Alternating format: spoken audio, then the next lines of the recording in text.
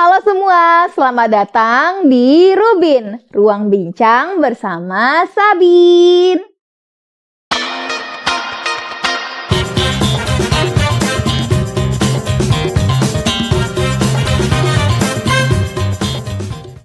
Teman-teman pasti udah gak asing kan dengan yang namanya tindakan plagiarisme. Nah, tapi tahu nggak sih apa itu plagiarisme?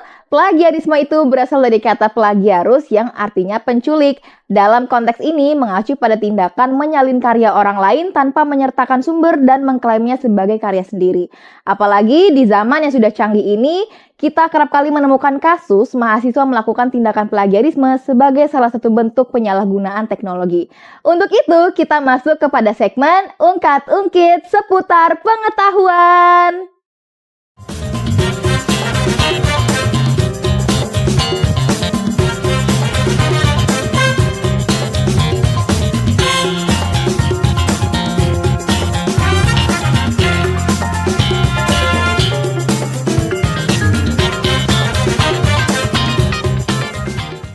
Nah, sebelum membahas lebih lanjut, yuk kita saksikan video wawancara yang dilakukan tim Rubin di beberapa universitas di daerah Jakarta dan sekitarnya.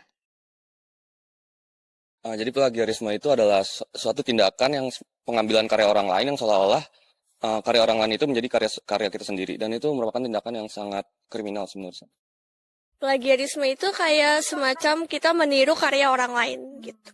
Ya, jadi kalau menurut gua tuh plagiarisme itu adalah ketika kita menjiplak suatu karya tulis yang itu semuanya full dari website. Jadi kalau misalkan kita itu membuat karya tulis ilmiah, itu biasanya kita harus menggunakan kata sendiri agar tidak adanya plagiarisme. Sejauh ini belum pernah ya. Belum pernah. Mungkin sesekali pernah kali.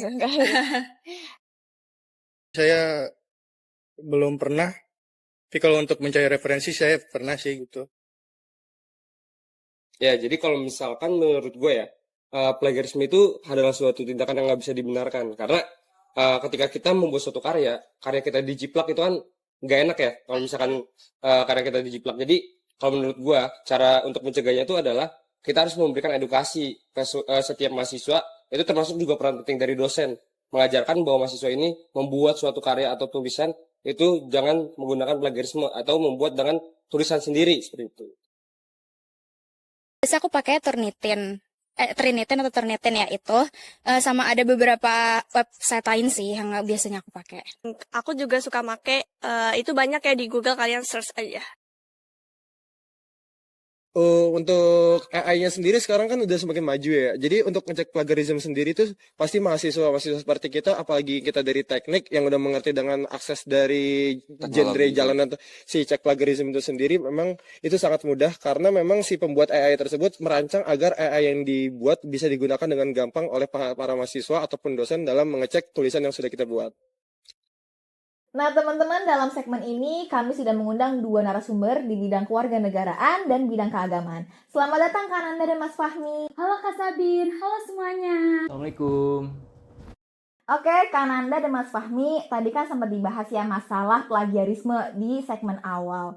Nah, aku boleh tanya dong, apa sih plagiarisme jika dilihat dari kacamata bidang kalian masing-masing? Mungkin boleh Kak Nanda berpendapat terlebih dahulu.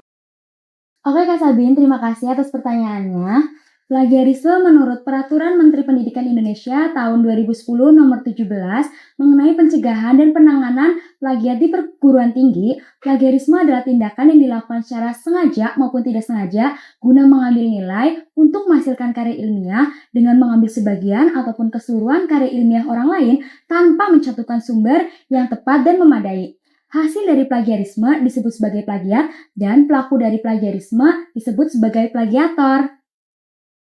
Oke, terima kasih Kak Nanda atas pendapatnya. Sekarang bagaimana nih plagiarisme kalau ditinjau dari kacamata Islam? Nah, jadi Kak Sabin, dalam sudut pandang Islam tersendiri tidak jauh berbeda dengan sudut pandang umum yang sudah Mbak Nanda sampaikan sebelumnya. Wahbah Al-Zuhaili dalam bukunya menegaskan bahwa hak kepengarangan itu dilindungi oleh hak syara' atas dasar kaidah istislah atau maslahah mursalah. Jadi plagiarisme ini termasuk dalam perilaku pencurian hak milik, dusta, penipuan, sehingga merupakan salah satu bentuk kezaliman yang begitu kompleks. Ada salah satu hadis yang berkaitan dengan plagiarisme, yaitu hadis riwayat Muslim juz 3 nomor 127, al-mutasyaba'u bima lam yu'to kala bisi syaubirun. Artinya, orang-orang yang mengaku memiliki sesuatu walaupun ia tidak memilikinya, bagaikan orang yang memiliki dua pakaian dusta. Jadi bisa kita tarik kesimpulan kalau plagiarisme ini punya dampak yang fatal ya. Mungkin bisa dong dijelasin apa dampak plagiarisme ini menurut bidang Kak Nanda dan Mas Fahmi. Boleh Kak Nanda dipersilakan untuk menjawab terlebih dahulu. Dampak dari plagiarisme ada banyak Kak Sabin, diantaranya menurunnya rasa percaya diri dan memupuk rasa malas. Hal ini terjadi karena seseorang sudah terbiasa menyalin karya ilmiah orang lain, dan dampak yang paling fatal adalah hukuman pidana. Menurut peraturan Menteri Indonesia tahun 2010 nomor 17, mahasiswa yang melakukan plagiarisme berhak mendapatkan terkutukan, peringatan tertulis, dan pembatalan ijazah kelulusan. Baik, tadi kan kita sudah mendengar pendapat dari Kak Nanda mengenai dampak plagiarisme dari sisi kewarganegaraan. Sekarang gimana nih menurut Mas Fahmi, bagaimanakah dampak plagiarisme jika ditinjau dari bidang keagamaan? Nah, dalam dampak dari sudut pandang Islam, tentunya kita bisa lihat berdasarkan alasan orang memplagiasi itu tersendiri. Jadi, walaupun niat atau tujuannya baik, tapi yaitu menyebarluaskan pendapat misalnya, tapi cara untuk memperolehnya salah, maka tujuan yang baik menurut sudut pandang empiris menjadi buruk dan dosa dalam sudut pandang agama. Nah, hal tersebut sesuai dengan kaidah usul fikih, yang intinya adalah status hukum akan berubah berdasarkan latar belakang yang mendasarinya. Dalam penelaahan hadis juga para ulama sangat ketat dan ekstra hati-hati untuk menyeleksi para rawi. Seorang rawi yang melakukan plagiarisme dapat dipastikan hadis yang ditelaah atau hadis yang dibuat akan ditinggalkan. Dari sisi keberakahan ilmu juga, tindakan memplagiasi tanpa menyebutkan sumbernya adalah perbuatan yang tidak berkah dan dapat menodai etis akademik para pemuka agama. Baik, ternyata kesadaran kita mengenai plagiarisme ini masih perlu ditingkatkan lagi ya. Nah, kira-kira ada nggak sih solusi yang bisa disampaikan Kak Nanda maupun Mas Fahmi untuk disampaikan ke teman-teman agar bisa menghindari aksi plagiarisme? Untuk Kak Nanda, saya persilahkan untuk menyampaikan argumennya terlebih dahulu. Solusi tindakan plagiarisme tentu saja beragam Kak Sabin. Poin utamanya adalah bersikap jujur, melakukan parafrase, dan menyertakan sumber referensi. Kita juga bisa melakukan sosialisasi kepada masyarakat, terutama mahasiswa, agar mereka lebih paham mengenai dampak dan sanksi dari plagiarisme. Hal ini tentu saja relevan dengan tujuan Peraturan Menteri Pendidikan Nomor 17 Tahun 2010, yang mana dosen dan mahasiswa dituntut untuk mengembangkan kreativitas akademik.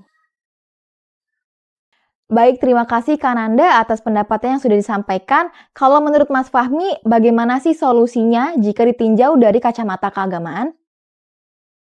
Nah, untuk solusinya kita bisa ambil contoh penegakan hukum dari Lembaga Fatwa Mesir, di mana tindakan plagiarisme jelas dianggap haram oleh mereka karena memakan harta orang lain dengan cara yang batil. Mereka memberikan solusi atau jalan keluar, yaitu berupa sanksi-sanksi negara jika tindakan plagiasi yang dilakukan adalah tentang pengetahuan umum.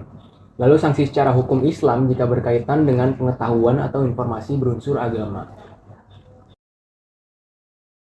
Wah teman-teman, jika kita tinjau lebih lanjut, ternyata solusi di bidang kewarganegaraan dan keagamaan ini memiliki keterkaitan ya. Teman-teman, sayangnya kita harus mengakhiri jumpa kita saat ini. Semoga ilmu yang telah disampaikan kedua narasumber kita dapat bermanfaat bagi kita semua, terutama untuk para mahasiswa. Saya, Sabin, selaku host Rubin, pamit undur diri. Terima kasih dan sampai jumpa.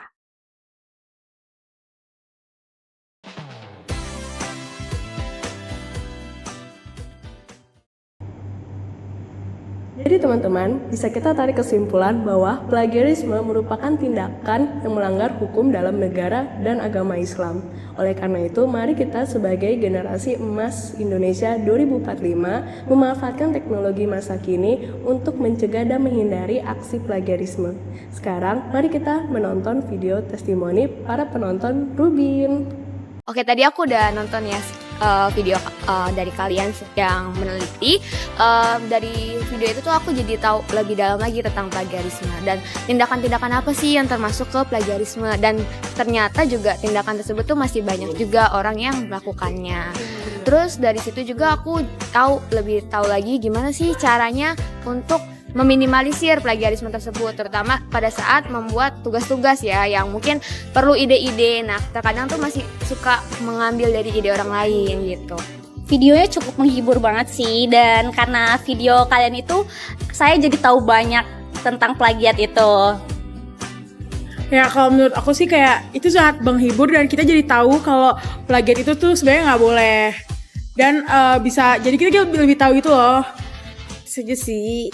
Oke, terima kasih ya kakak.